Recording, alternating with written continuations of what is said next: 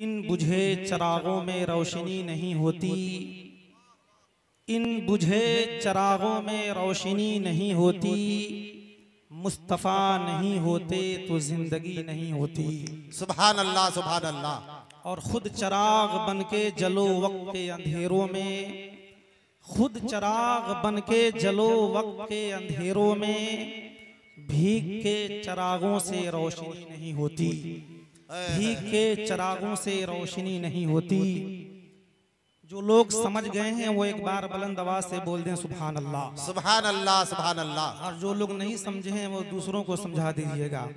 वैसे समझने के लिए इस वक्त मुसलमान तैयार नहीं है, लेकिन जिस दिन हम समझ गए कि हमने अपने हाथों से शरीयत को किस कदर पमाल किया है, हमने अपनी इज्जतों को किस कदर पमाल किया है, हमने कुरान की तालीमात को किस तरीके से ज़कात और फितरे का मोहताज बना दिया है, हमने रसूलुल्लाह के किरदारों कैरेक्टर की तालीम को किस तरीके से पीठ पीछे छोड़ दिया है।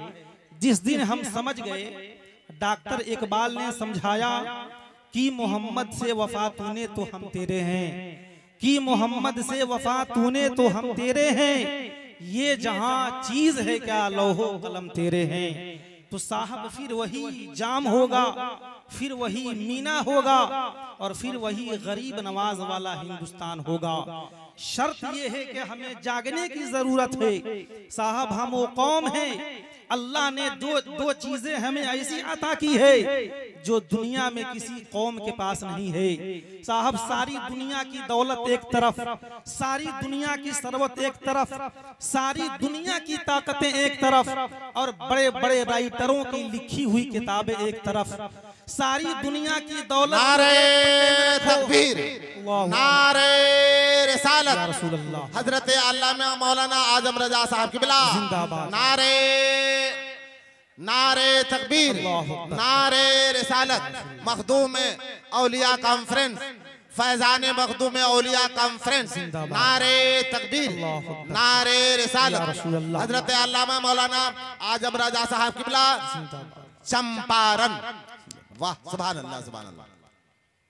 अल्लाह तबारक व ताला ने हमें दो चीजें ऐसी अता की है, सारी दुनिया की दौलत को एक पल्ले में रखो, मगर अल्लाह ने जो दो चीजें तुझे दी है, किताबों की शक्ल में कुरान दिया है और इंसानों की शक्ल में आमना का लाल दिया है। साहब ये दो ऐसी अनमोल नेमतें अल्लाह ने तुझे दी है। सारी दुनिया की किताबों को एक पल्ले में रखो, तन्हा कुरान का मुकाबला कोई किताब नहीं कर सकती है। सारी दुनिया के इंसानों को एक पल्ले में रखो, सारे इंसान मिलकर आमना के लाल का मुकाबला नहीं कर सकते हैं। साहब इंसानों में नबी का जवाब नहीं है और किताबों में कुरान का जवाब नहीं है। लोग कहते हैं हम किताबें लिखेंगे, हम तहरीकें चलाएंगे, हम नशा के जरिए प्लेन पे चढ़ेंगे। लोगों ने सोचा था कि दुनिया के सबसे तरक्की याफ्ता हम लोग हैं, चांद पे हमारा कदम है, हमने चांद के ऊपर कदम रख दिया है, हमसे बड़ा ताकतवर कोई नहीं है, हमसे बड़ा रिसर्च कलर कोई नहीं है, हमसे बड़ा बिल्डिंग और दिमाग वाला कोई नहीं है। मगर कुरान कहता है लोगों, ये तो तुम्हारी सोच आज की है, ये तो तुम्हारी फिक्र आज की है, तुम्हारी ताकीक और तुम्हारा रिसर्च ये आज का है। मगर याद रखना, अमेरिका 100 साल पहले चांद पे गया, नासा 50 साल पहले चांद पे गया, और रशिया 30 साल पहले चांद पे गया। इंडिया के वैज्ञानिक 20 से 25 साल चांद पे गए। मगर आज से 1400 बरस पहले आमना के लाल अपने चाहने वालों से कहते हैं, ऐ मेरे सहाबा आसमान में क्या दिख रहा है। सहाबा कहते हैं, या रसूल अल्लाह आसमान में चांद दिख रहा है। नबी मुस्कुराकर फरमाते हैं, क्या ऐसा भी हो सकता है कि इंसान जमीन से उड़े और चांद पे चला जाए। या रसूल अल्लाह आपसे बेहतर कौन जान सकता है।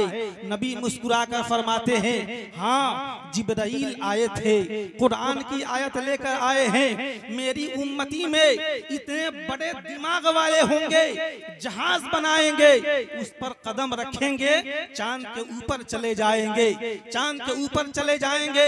अब कुरान कहता है वल कमरी इज़्ज़त तसक लतरकबुन्न तबकन अन तबक फमा लहुम ला युमिनून।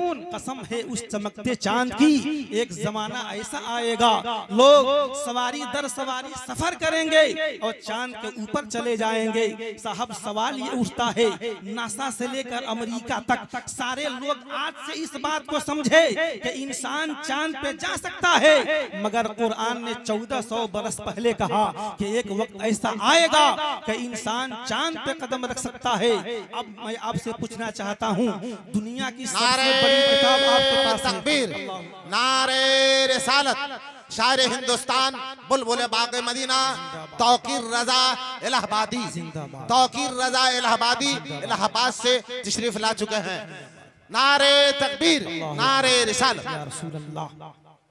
अब मैं आपसे पूछना चाहता हूँ, दुनिया की सबसे बड़ी किताब आपके पास है, दुनिया का सबसे अजीम इंसान की जिंदगी आपके पास है, फिर भी हमारे घरों में बिखराव क्यों है?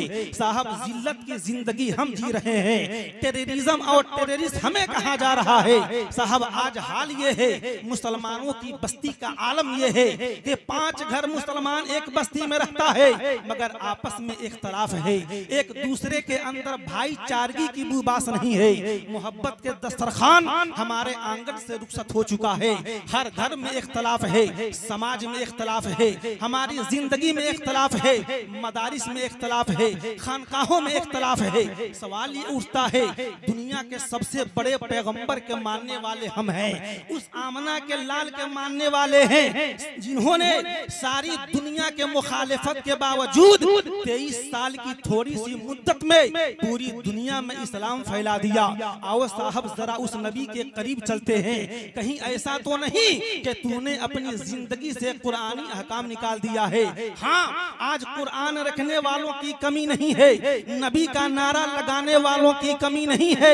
आज गरीब मुसलमान भी कुरान रखता है, अमीर मुसलमान भी कुरान रखता है, रिक्शा चलाने वाला भी कुरान रखता है, खानकाह का पीर भी कुरान रखता है, और वक्त का मुरीद भी कुरान रखता है। साहब हमारी जिंदगी में नारे आबाद हैं, कलमा सारे मुसलमानों को याद है, हमारे जलसे और जुलूस नारों से आबाद है। साहब जब रबीउन नूर का महीना आता है तो जुलूसे मोहम्मदी में नारों की कमी नहीं होती।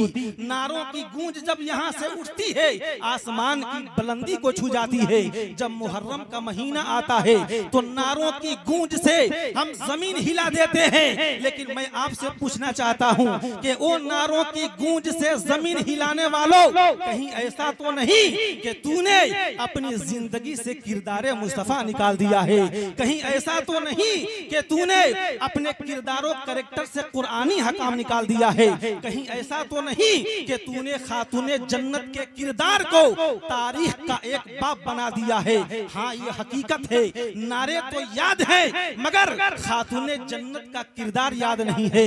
जलसे और जुलूस में नारे तो याद है मगर आमना के लाल का किरदार याद नहीं है। साहब जरा सोचना और बार बार सोचना, नबी करीम सल्लल्लाहु अलैहि वसल्लम ने 40 साल इस्लाम की तबलीग की, मेरे नबी ने 23 साल अपनी जबान से इस्लाम की तबलीग की। जब मेरे मुस्तफा ने कहा, ऐ लोगों, अल्लाह एक है, मैं अल्लाह का रसूल हूँ, दुनिया के सबसे सच्चे इंसान ने सच्ची बात की मगर लोग मानने के लिए तैयार नहीं हुए। माअज़ल्लाह किसी ने जादूगर कहा, किसी ने दीवाना कहा, किसी ने पागल कहा, किसी ने दीवाना कहा, किसी ने मजनू कहा।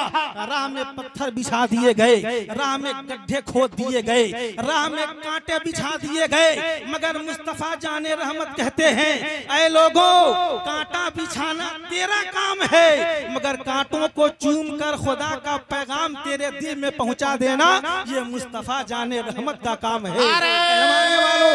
तकबीर, नारे रिसालत, उलमाए अहले सुन्नत, फैजाने मखदूम औलिया कॉन्फ्रेंस, नारे तकबीर, नारे रिसालत।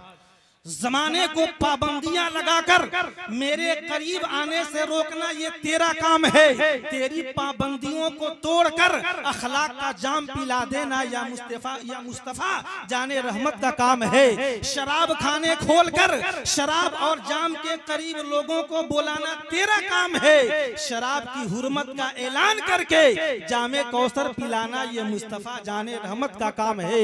औरतों को जिंदा दरगोर करना ये तेरा काम है। अभागन को सुहागन बना के जिंदगी में लाना ये मुस्तफा जाने रहमत का काम है। सुनो सुनो, दुनिया की मंडियों में इंसानों को बेचना ये तेरा काम है। गुलामों को खरीद कर आजाद करा देना ये मुस्तफा जाने रहमत का काम है। क्या बात है, वाह सुभान अल्लाह सुभान। वो जमाना बड़ा अजीबो गरीब है, आदमी आदमी को बेच देता है। साहब अबू जहल ने पाबंदी लगा रखी है। ऐ लोगों, एक नौजवान है। कौन सा नौजवान है? कहा मोहम्मद बिन अब्दुल्लाह है सल्लल्लाहु अलैहि वसल्लम। लोगों, उनके चेहरों को ना देखना, उनके करीब मत जाना, बैठना। कुफारों ने पूछा क्यों? कहा उनको देखोगे तुम्हारा धर्म छिन जाएगा, उनके करीब जाओगे तुम्हारा मजहब छिन जाएगा, उनकी सोहबत में बैठोगे तेरे बाप दादा का किरदार छिन जाएगा। पूछने वालों ने पूछा ऐसा क्यों होता है? कहा चेहरा बहुत हसीन है, देखोगे तो उन्हीं के हो जाओगे, किरदार उनसे अच्छा किसी का नहीं है, जाओगे तो उन्हीं के हो जाओगे। साहब बड़ी पाबंदी है, गुलामों न जाना वरना तेरा आका मारेगा। लोगों तुम मत जाना, जाओगे तो तुझे समाज से बाइकाट कर दिया जाएगा। साहब रात की तन्हाई का आलम है। उमैया बिन खलफ का गुलाम बैठकर चक्की चला रहा है। साहब रात की तन्हाई का आलम है।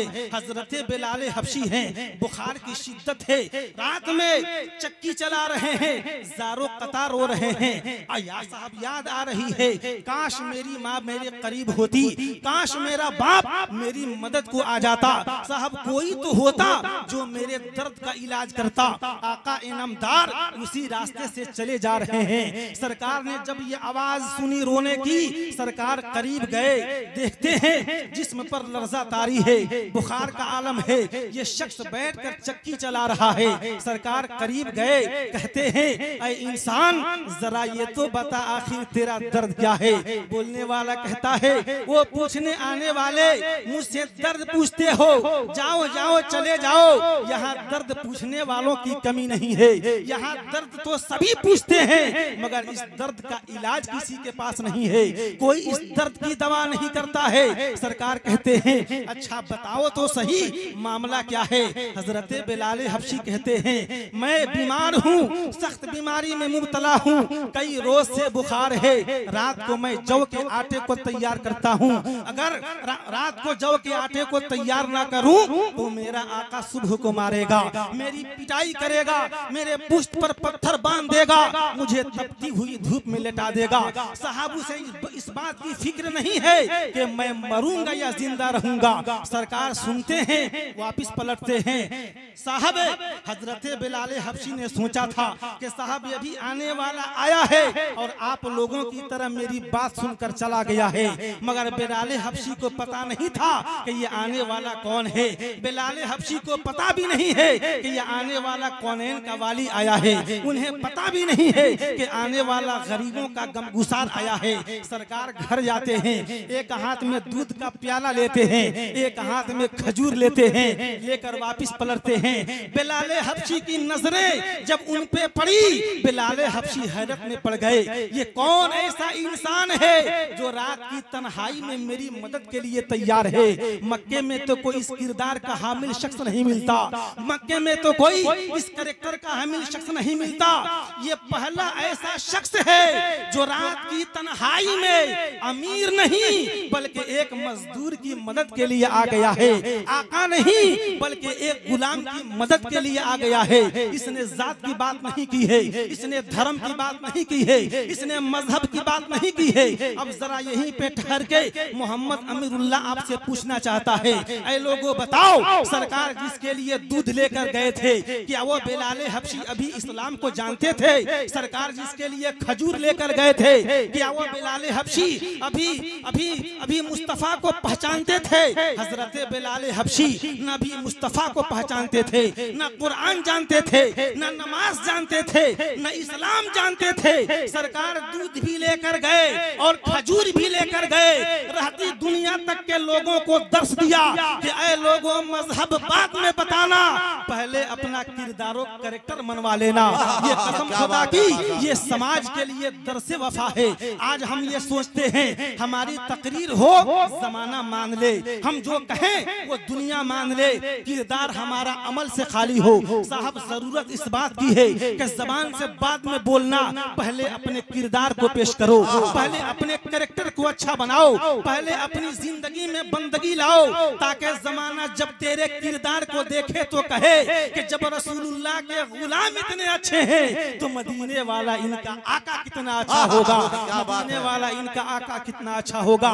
तो सरकार करीब गए, कहते हैं ऐ बिलाल उठो। सरकारे दो आलम सल्लल्लाहु अलैहि वसल्लम अपनी चादर मुबारक बिछाते हैं, कहते हैं बिलाल इस पर बैठ जाओ, ये दूध का प्याला लो पी लो, ये खजूर खा लो। सरकार उन्हें लिटाते हैं, चादर उड़ा देते हैं, कहते हैं आप आराम कीजिए और चक्की मैं चलाता हूँ। कसम खुदा की यही वो किरदार है जो गैरों में देखना नसीब नहीं होता, जो दूसरों में देखना नसीब नहीं होता, ये वही किरदार है। सरकारे तो आलम चक्की चला रहे हैं, बिलाल हबशी आराम फरमा रहे हैं, बिलाल हबशी आराम फरमा रहे हैं। जब सुबह की नमाज का वक्त होता है, सरकार कहते हैं बिलाल अब तुम उठ जाओ, अब मैं अपने खुदा की इबादत को चल पड़ता हूँ। बिलाल फिक्र मत करना, आटे की फिक्र मत करना, आज तुम आराम करना, कल मैं फिर आऊंगा और तेरे आटे को तैयार कर दूंगा। बिलाल हबशी की निगाहों में बस एक बात जिसके बारे में हमारे उलमा ने, जिसके बारे में बरेली के आला हजरत ने कहा है, वो कमाले हुस्ने हुजूर है, जहां नहीं वही फूल खार से दूर है, वही शम्मा है कि धुआं नहीं। हजरत बिलाल हबशी हैरान है। रात में ऐसा शख्स आया जिसने हसब भी नहीं पूछा, नसब भी नहीं पूछा, बल्कि उसने मेरे दर्द को पूछने के बाद मेरे दर्द की दवा बनकर चला आया। बिलाल हबशी की बेचैनी बढ़ती गई, दिन कटा, सूरज का डूबना था। फिर बिलाल हबशी की निगाहों में बस एक बात, वही चेहरा, वही खूबसूरत मंजर फिर निगाहों के सामने हो, वो चांद सा चेहरा फिर देखने को कम मिलेगा। बिलाल हबशी चक्की चला रहे हैं और मुड़मुड़ कर आका को देखने के लिए बेकरार हैं। इतने में फिर मेरे आका तशरीफ लाते हैं, वही हाथ में एक दूध का प्याला है, एक हाथ में खजूर है। सरकारे दो आलम आते हैं, कहते हैं बिलाल तुम चक्की चला रहे हो, तेरी तबीयत ठीक नहीं है, तुम आराम करो, मैं तेरी चक्की चलाने के लिए तैयार हूँ। अब साहब फिर क्या था, सरकार रोजाना आते, आटे को तैयार कर देते, बिलाल हबशी का काम बन जाता। बिलाल हबशी की अब तबीयत ठीक हो चुकी है। सरकार कहते हैं बिलाल अब तुम मुझे इजाजत दो। बिलाल हबशी सरकार के दामने करम को थाम लेते हैं, कहते हैं सरकार आप तो आए, आपके किरदार को मैंने देखा, मैंने जमाने में बहुत ठोकरें खाई, बड़े बड़े अमीरों के दर पे गया, बिकते बिकाते मक्का को आया हूँ, मगर किसी के अंदर इतना अच्छा किरदार नहीं देखा। ऐ आने वाले जरा ये तो बता तेरे पास इतना अच्छा किरदार आया कहां से? मैंने बहुत हुस्न जमाल वाले को देखे, मगर तुझसा कोई हसीन कोई चेहरा नजर नहीं आया। बिलाल हबशी से सरकारे दो आलम कहते हैं बिलाल याद रखना, इंसान कभी भी हसबो नसब की बात नहीं करता है, बल्कि इंसान बात करता है तो सदाकत, शराफत और ईमानदारी की बात करता है। बिलाल हबशी कहते हैं सरकार ये तो बताइए आपका मजहब क्या है? सरकार मुस्कुराते हैं, कहते हैं मेरा मजहब मजहब इस्लाम है। बिलाल हबशी कहते हैं सरकार जब आपका किरदार इतना अच्छा है तो आपका खुदा कितना अच्छा होगा। जब आप इतने अच्छे हैं सरकार तो ये जिस्म उमैया का गुलाम जरूर है, मगर दिल मुस्तफा का गुलाम बन चुका है। सरकार मुझे भी कलमा पढ़ाइए और पढ़ाकर मुसलमान बना दीजिए। वमा अलैना इल्लल बलाग।